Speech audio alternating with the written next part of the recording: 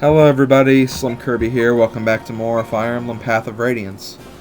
I have a little confession to make. I'm not going to be talking very much in this episode. In fact, I probably won't be talking much at all.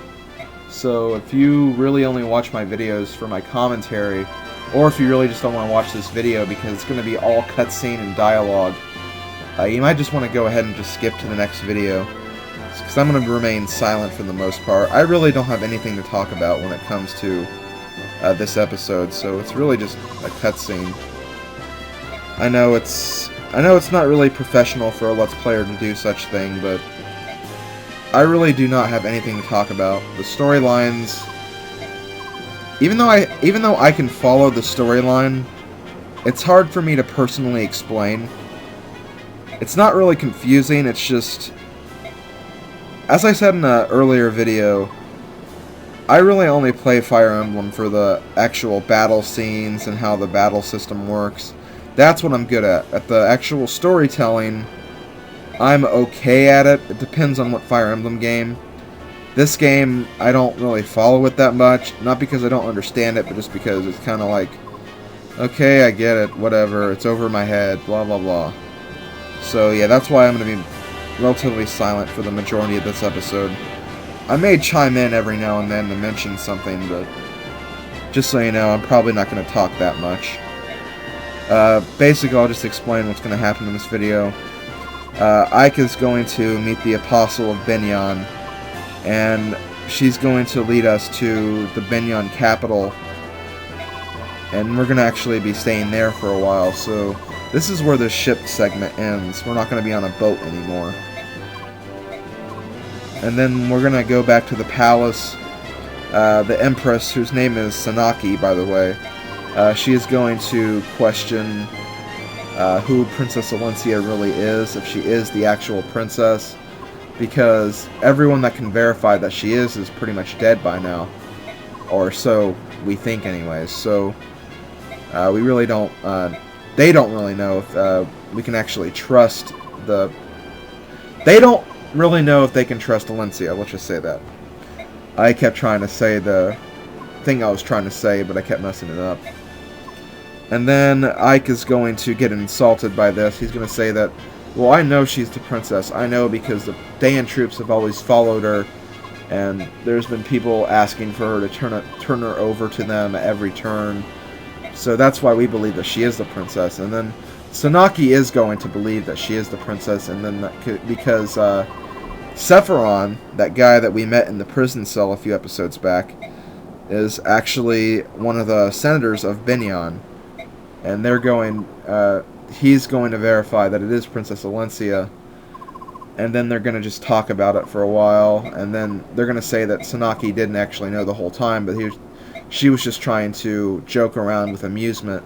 And then Ike is going to get angry again because Alencia lost her homeland, and they're just joking about it. And then Sanaki is going to be like, well, as much as I admire your personality and your drive, you're being rather rude, so stop. And then they're just going to talk about a few things, and that's basically all the episode's going to be. And afterwards, the mercenary company and, or really just Titania, Soren, and Nazar are going to say that, well, she's actually trying to save you. The Apostle's trying to help you out, and you can't really speak so rudely to her, even if she is being rather rude herself.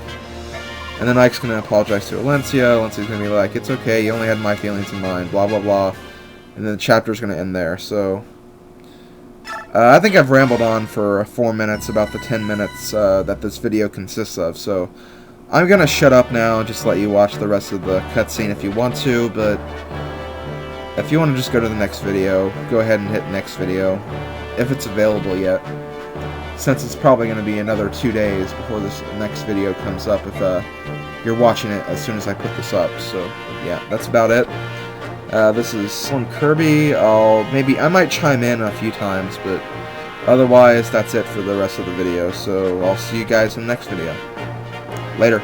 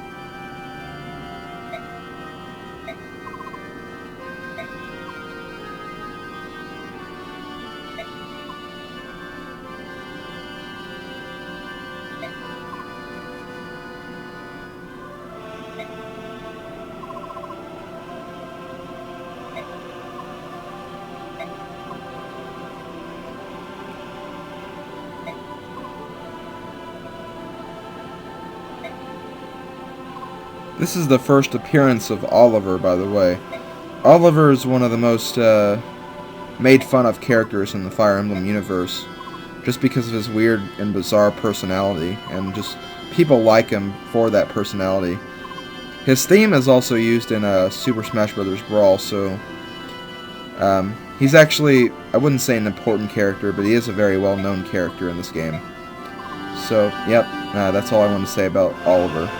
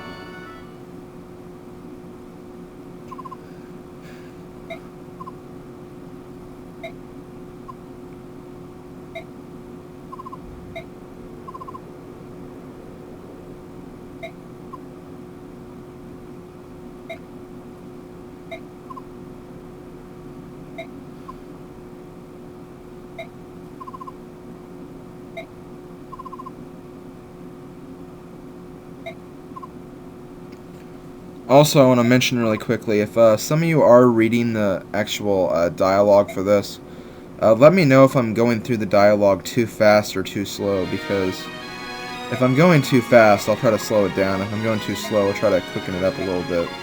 But just let me know if I'm going too slow or not for that. But I'm going to go ahead and just continue talking for the rest of the video.